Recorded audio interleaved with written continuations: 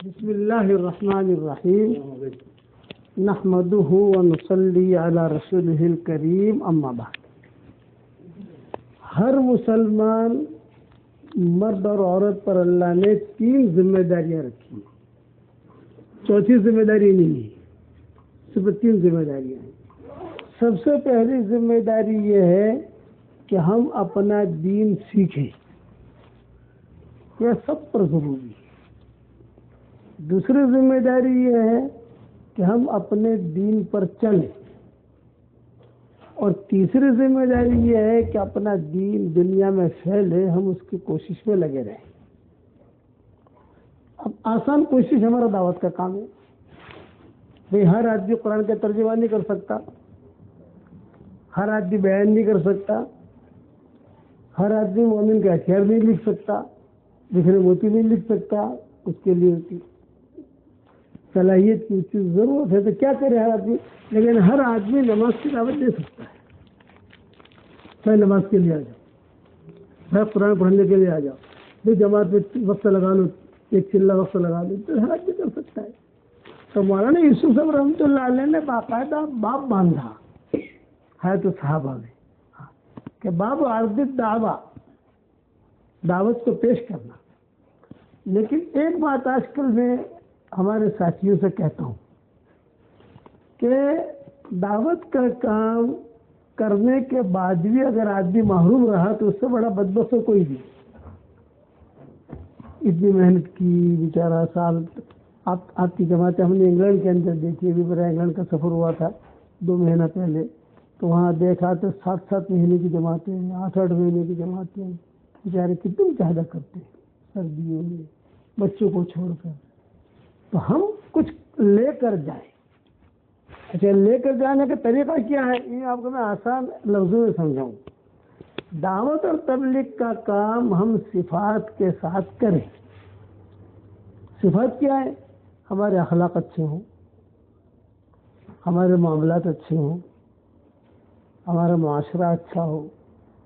حضور صلی اللہ علیہ وسلم کے شہر میں ہم ہیں تو حضور صلی اللہ علیہ وسلم نے کیا بتایا صحابہ کو, کیا اخلاق بتائے. ایک قصہ سناتا ہوں حضور صلی اللہ علیہ وسلم کے اخلاق کے اوپر. بہت قصے ہیں لیکن ایک مرتبہ مشورے کے اندر حضرت عبد الرحمن ابن عوف اور خالد ابن ولید, ان دونوں کی تھوڑی مشمش ہو گئی. نوک جھوک, لڑائی تو نہیں کہیں گے لیکن نوک جھوک. خالد ابن ولید نے کوئی رائے دی, عبد الرحمن ابن عوف نے اس کے خلاف رائے دی. یا عبد الرحمن ابن عوف نے کوئی رائے دی تو خالد ابن ولید نے اس کے خلاف رائے دی. تو عبد الرحمن ابن عوف بھاگے حضور صلی اللہ علیہ وسلم کے پاس آئے, ہاتھ کانپتے.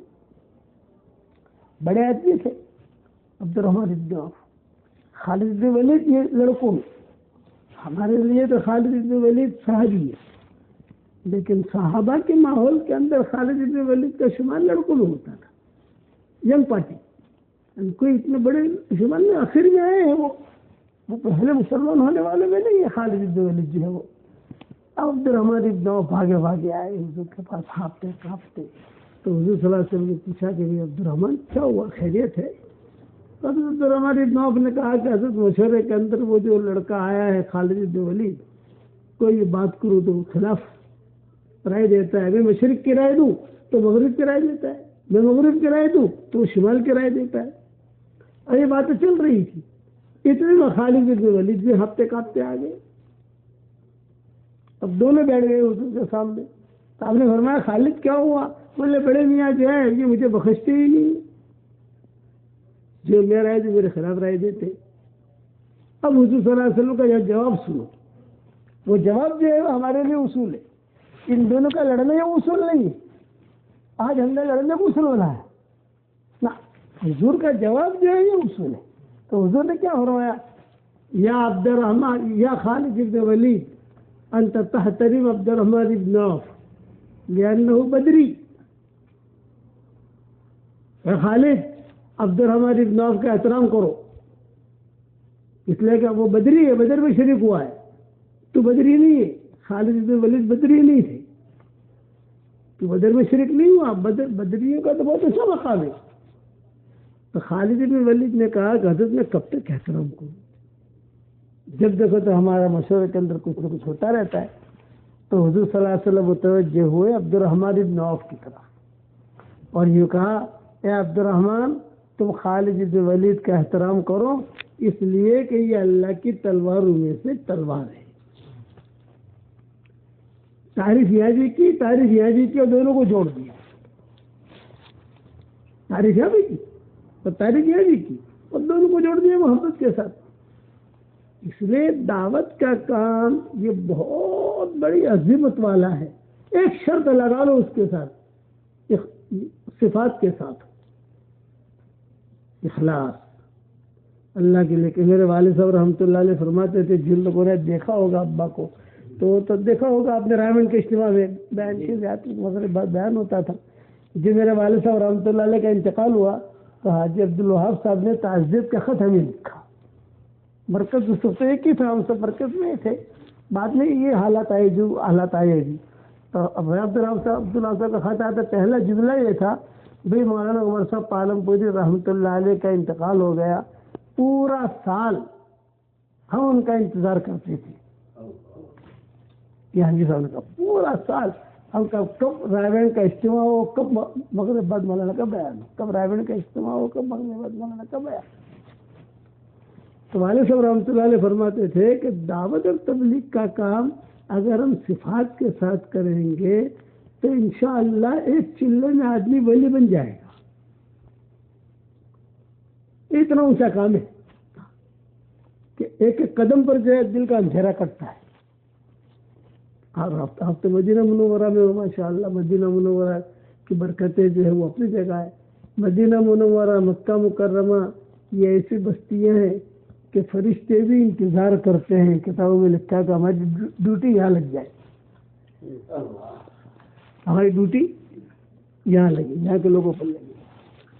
اس لیے ایک میری نصیحت یہ ہے, آج کا سبق میرا یہ ہے آپ حضرات سے کہ دعوت کا کام زندگی بھر کرنا ہے. اور ہمارا رائمنڈ جو ہے یعنی ہماری شورا کی جو ترتیب ہے, حضرات ہیں بیچارے بیمار کمزور لیکن پھر بھی چل رہے ہیں, گھس رہے ہیں. بس وہ جیسا کہے ویسا تم چلتے رہو. خلاصہ کرا کوئی جہنم کی دعوت تو دیتے نہیں ہے, کوئی شرکے کی دعوت تو دیتے نہیں ہے. یہ ترتیب بناتے ہیں تم جماعت پہ چلا جاؤ, جماعت پہ چل جاؤ, بس ان کے پیچھے پیچھے چلتے رہو. اور اللہ تعالیٰ سے روزانہ ایک دعا مانگو تو کبھی بھی خسارے میں نہیں پڑو گے.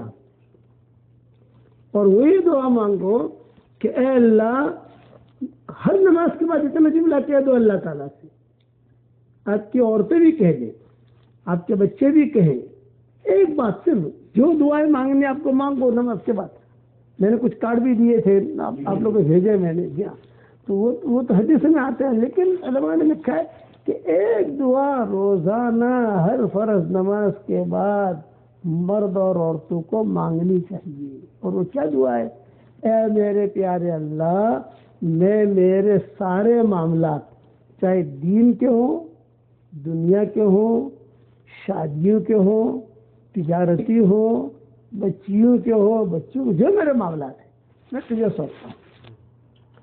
جو خیر ہو وہ مجھے کرنے کی توفیق دے, شر ہو تو مجھے بچا دے. تو کبھی بھی خسارے میں نہیں پڑے. ابراہیم ابن ادم رحمۃ اللہ علیہ کے زمانے میں یہ خاندان جو ہے یہ پہاڑوں پہ رہتا تھا. 9 لڑکیاں, ایک بھی لڑکا نہیں. کتنی لڑکیاں بھائی؟ 9. اور وہ جو آدمی تھا اللہ والا اس کا انتقال کا وقت قریب آیا.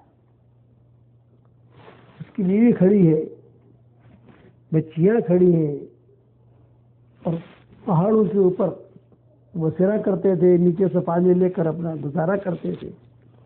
جب انتقال کا وقت قریب آیا تو اس نے جو ہے آنکھیں کھولی کہ میری بیوی بھی ہے, بچیاں بھی ہیں, اب یہاں کون مجھے دفن کرے گا, کون کفنائے گا, پھر میری بچیوں کی شادیوں کا کیا ہوگا, یہ بھی تو مسئلہ ہے. آج بھی یہ بھی تو فکر لگتی ہے. تو اس نے مرتے مرتے کیا کہا کہ اللہ سب سے پہلے تو میں کلمہ پڑھتا ہوں, اشہد ان لا الہ الا اللہ و اشہد ان محمد رسول اللہ. اور دوسرے میں کہتا ہوں کہ زندگی بھر میں نے دعا مانگی ہے کہ میں میرے سارے معاملات تجھے سونپتا ہوں، تو اللہ دنیا سے جاتے ہوئے بھی میں میرے بیوی بچوں کو تجھے سونپ کے جاتا ہوں۔ کلمہ پڑھا، کلمہ پڑھ کے رخصت ہوئی۔ اب بیوی بچیاں، لڑکا تو کوئی ہے نہیں، بھائی تو کوئی ہے نہیں، انتظار کرے کون آئے کون آئے، تو دیکھا کہ بہت بڑی سواری آ رہی ہے بادشاہ کی۔ ارے تو دیکھا یہ اوپر کون لوگ ہیں، تو اس کے پولیس والے گئے، ان کا بھی ان کا انتقال ہو گیا ہے، ہمارے پاس کوئی دفنانے والا نہیں ہے۔ بادشاہ نے کہا نہیں مسلمان ہیں، ہم کفنائیں گے، ہم اس کی کوشش کریں گے۔ چنانچہ علماء نے لکھا ہے کہ بادشاہ نے جنازے کی نماز پڑھائی اور اس کو دفنایا۔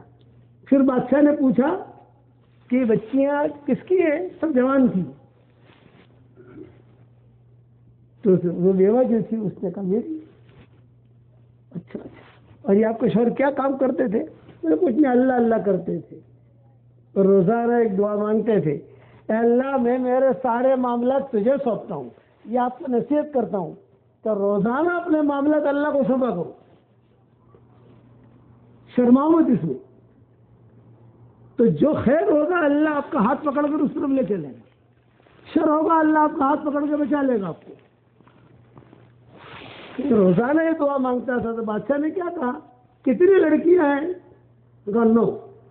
تو بادشاہ نے اپنے 9 بیٹوں کو سامنے کھڑا کر دیا، اس کے ساتھ 9 بیٹے تھے، اور بادشاہ نے اسی جگہ ان 9 بیٹوں کا نکاح ان 9 لڑکیوں سے کر دیا۔ اور پھر بادشاہ نے عورت سے کیا کہا، تیری عدت گزر جائے تو میں تیرے ساتھ نکاح کر لوں گا۔ افوض امری الی اللہ۔ اب نکاح جائز ہے نہیں جائز ہے تمہارے کراچی کے مفتیوں سے پوچھو، لیکن یہ قصہ ہے، آپ سمجھے کہ نہیں؟ تو بیوہ سے کیا کہا، تیری عزت گزر جائے تو تیرے ساتھ میں نکاح کر لوں گا، اور یہ میرے 9 بیٹے جو ہیں ان کے ساتھ 9 بیٹیوں کا نکاح، بات ختم۔ یہ وہ دعا کا اثر ہے، کون سا؟ کہ اے میرے پیارے اللہ میں میرے سارے معاملات تجھے سونپتا ہوں۔ اتنا جملہ کہنے میں کیا جاتا ہے، کوئی پیسے لگتے نہیں ہے، کوئی دھیان سے آدمی 24 گھنٹے میں چل۔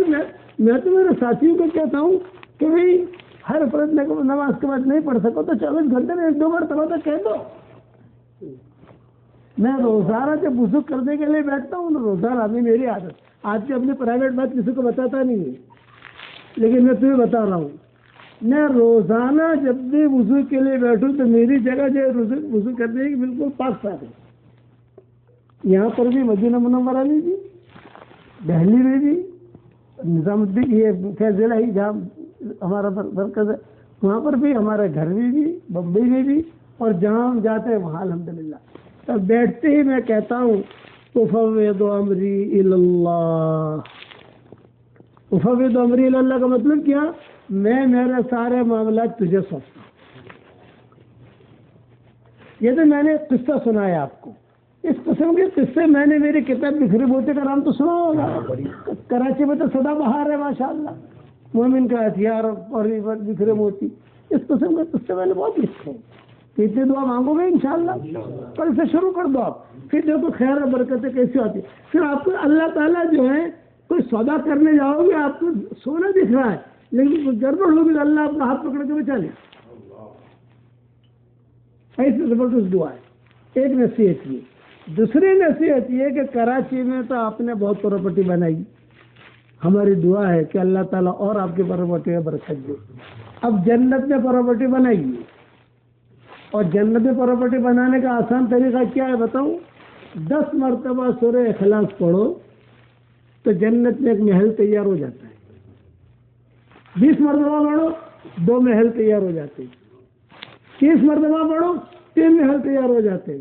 تو آج کل ہمارا جو واٹس ایپ کا سبق چل رہا ہے آپ کے کراچی میں کافی گھروں کے اندر ماشاءاللہ مرد عورتیں سنتی ہیں، تو میں نے ان سے کہا ہوا ہے کہ 313 مرتبہ سورہ اخلاص پڑھو تو 31 بنگلے جنت میں تیار ہو جائیں گے انشاءاللہ۔ اور 104 مرتبہ قرآن شریف پڑھنے کے برابر اللہ ثواب دے گا. کتنا آسان ہے یہ بتاؤ. اچھا 104 بنگلے روزانہ تیار ہو جائیں گے انشاءاللہ، اور کوئی انکم ٹیکس والا آپ کو فون بھی نہیں کرے گا. کراچی میں آپ 1-2 پلاٹ لے لو تو انکم ٹیکس والے آ جاتے نہیں آ جاتے. ایک بنگلہ بنا لو، آپ 2-4 دکانیں لے لو، انکم ٹیکس والے کھڑے ہو جائے سارے دنیا میں. ارے بھائی حساب کتاب لو. ہمارا اللہ جو ہے وہ حساب کتاب نہیں مانگتا، ہمارا اللہ دیتا ہے. حضور صلی اللہ علیہ وسلم نے حضرت عمر سے کہا تھا یہی مسجد نبوی میں، کیا عمر 10 مرتبہ تو سورہ اخلاص پڑھ، جنت میں تیرے لیے ایک بہت بڑا محل تیار ہو جائے گا. تو حضرت عمر رضی اللہ تعالیٰ عنہ نے فرمایا کہ حضرت 10 مرتبہ سورہ اخلاص پڑھوں اور جنت میں ایک محل؟ آپ نے فرمایا ہاں. تو حضرت عمر نے کہا اذن لا استکثر یا رسول اللہ، اے اللہ کے نبی پھر تو محل بہت بناؤں گا میں. آپ نے فرمایا جتنے بنانے ہو بنا، تو بناتے بناتے تھک جائے گا، اللہ دیتے دیتے نہیں تھکے گا. تو آپ لوگ بناؤ گے انشاءاللہ. اب جتنے بنانے ہو بناؤ، میں یہ نہیں کہتا 313 مرتبہ پڑھو، لیکن ہمارے یہاں تو ہمارے چھوٹے بچے جو ہے نا مدرسے جاتے ہیں، مدرسے آتے ہیں کہ دادا ابا ہم تو جاتے ہوئے 2 بنگلے بنا لیتے ہیں، آتے ہوئے 2 بنگلے بنا لیتے ہیں. اصل جاتے ہوئے. اور میں ہر ساتھیوں کو کہتا ہوں رات کو نیند نہ آئے تو یوٹیوب نہیں دیکھنے کا، بنگلے بناتے بناتے سو جانے کا. ہمارا شکاگو میں ایک ڈاکٹر نہیں ہے، وہ بھی گجراتا نہیں، وہ تو اس کا مجھے میسج آیا. اس نے کہا کہ حضرت جی جب سے میں نے آپ سے بنگلے بنانے کا سنا ہے تو میں نے 10 لاکھ مرتبہ سورہ اخلاص پڑھا. 5 لاکھ تو میں نے آپ کو ہدیہ کر دیا، 5 لاکھ میں نے میرے لیے رکھا. لیکن حضرت جی بنگلے ملیں گے؟ میں نے کہا میں 1 کروڑ مرتبہ قسم کھا کے کہتا ہوں کہ ملیں گے. نبی نہیں کہی یہ بات، مسند احمد کی روایت ہے، روایت صحیح ہے، ملیں گے. اب وہ بیچاری شرما رہی تھی. کیا دل میں اشکال کیا ہوتا ہے کہ اتنے سارے بنگلے کریں گے کیا، کہ بھاڑا آئے گا کہ نہیں آئے گا؟ رینٹ میں نے کہا گجراتی اور پنجابی ان لوگوں کو رینٹ کا بہت فکر رہتا ہے. دنیا میں قومیں ہیں نا، ایک تو پنجابی قومیں ہیں اور ایک گجراتی قوم ہے، یہ رینٹ کا ان کو بہت کسی طریقے سے بھاڑا آ رہا ہے، اس کا بھاڑا آ رہا ہے، اس کا.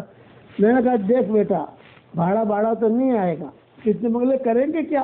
میں نے کہا جب جنت میں جائیں گے انشاءاللہ مشورہ کر لیں گے. ملے گا ضرور 100%. اتنی بڑی چیز ہے. جتنی فضیلتیں حضور صلی اللہ علیہ وسلم نے سورہ اخلاص کی بتائی ہے کسی اور صورت کی نہیں بتائی. اتنی فضیلتیں بتائی ہے. اس لیے چلتے پھرتے اپنے خواتین سے بھی کہو کہ روزانہ بنگلے بنایا کر جتنا پڑھ سکو. 313 تو میں کہتا ہوں بھائی ہمارا ایک اصول ہے، سبق سننے والے بہت ہو گئے سارے دنیا میں. میں نے کہا 313 مرتبہ سورہ اخلاص پڑھو، 313 مرتبہ درود شریف پڑھو، 313 مرتبہ استغفار پڑھو.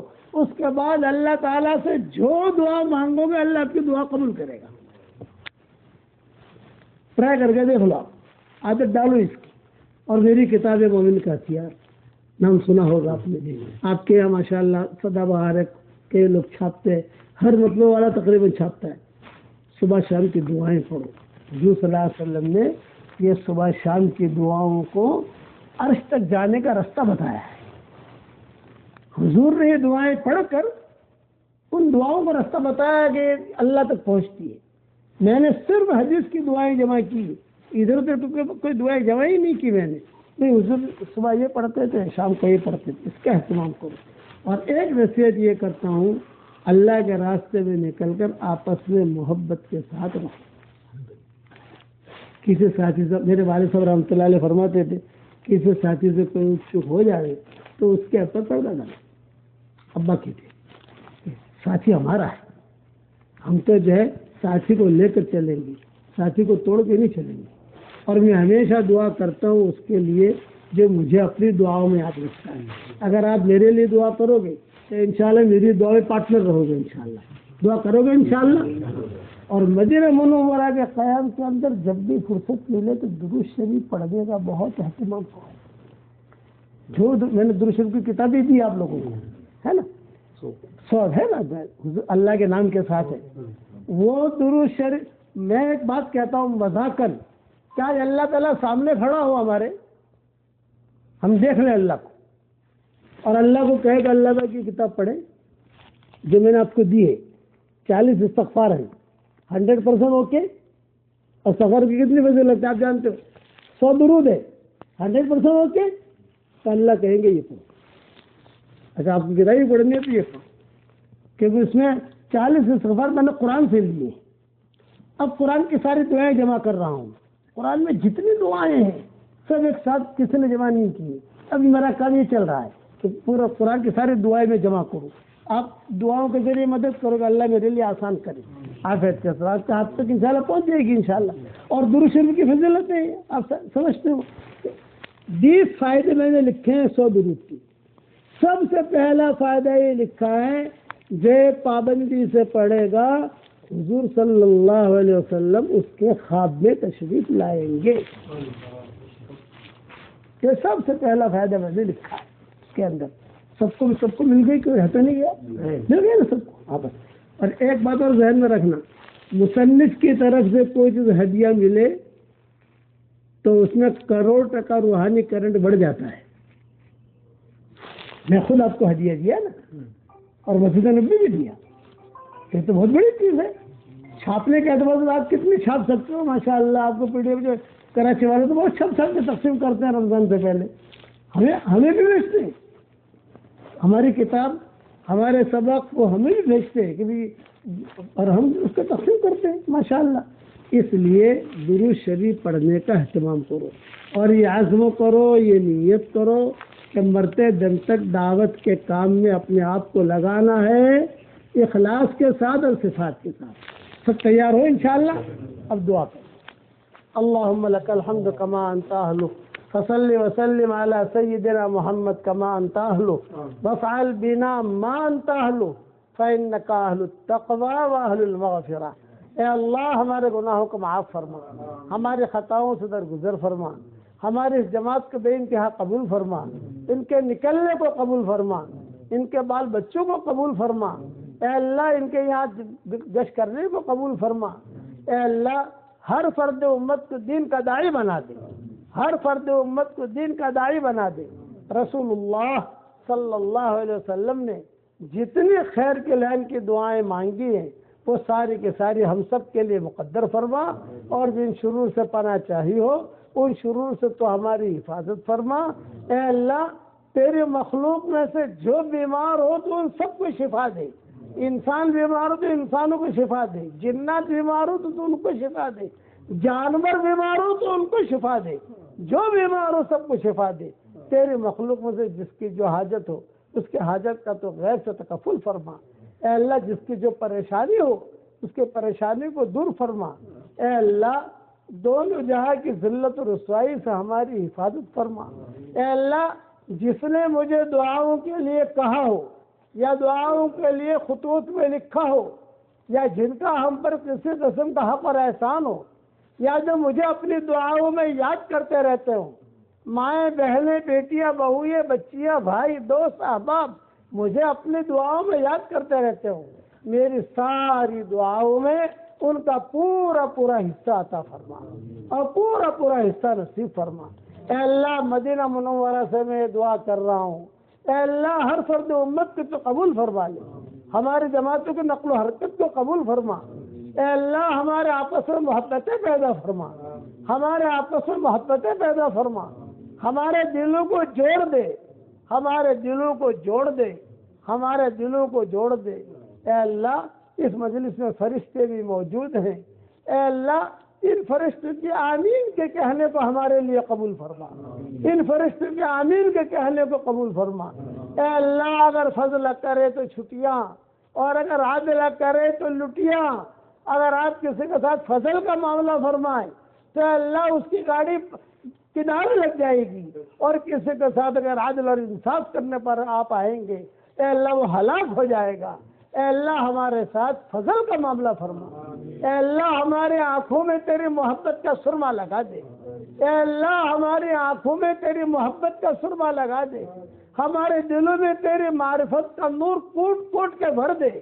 اگر آپ نے ہمارا نام سعید اور نیک بختوں میں لکھا ہو تو ہمارا نام انہی میں لکھے رکھیو، اور اگر آپ نے ہمارا نام شقی اور بدبختوں میں لکھا ہو تو ہمارا نام ان کی فہرست سے مٹا دینا، اور نیک لوگوں کی فہرست میں ہمارا نام لکھ لینا۔ لکھنا بھی آپ کا کام ہے، مٹانا بھی آپ کا کام ہے، لوح و قلم بھی آپ کے پاس ہے، سعداء میں تو ہمارا نام لکھ لے۔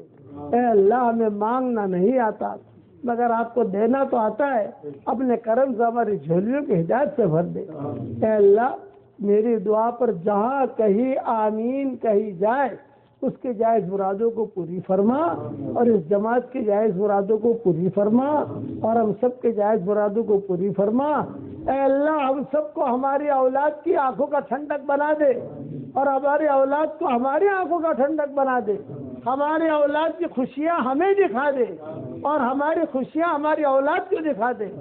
جن کے لڑکیوں اور لڑکیاں شادی کے لائق ہوں، غیر شادی شدہ ہوں، بہترین جوڑوں کا ان کے لیے انتظام فرما۔ جو بے اولاد ہوں، نیک صالح اولاد انہیں نصیب فرما۔ جن کے اولاد تو ہے مگر نافرمان ہے، ان کے نافرمان اولاد کو فرما بردار بنا دے۔ اے اللہ، میری تشکیل پر جو روزانہ 313 مرتبہ سورہ اخلاص پڑھے، 313 مرتبہ درود شریف پڑھے، 313 مرتبہ استغفار پڑھے، اے اللہ اس کی ساری دعاؤں کو قبول فرما، اس کی پریشانیوں کو دور فرما، اور وہ جس کے لیے دعا کرے اس کی دعاؤں کو قبول فرما۔ مانگنا نہیں آتا مگر تجھے دینا تو آتا ہے، بغیر مانگے تو ہمیں عطا فرما، اور اپنے فضل و کرم سے ہماری ساری دعاؤں کو قبول فرما۔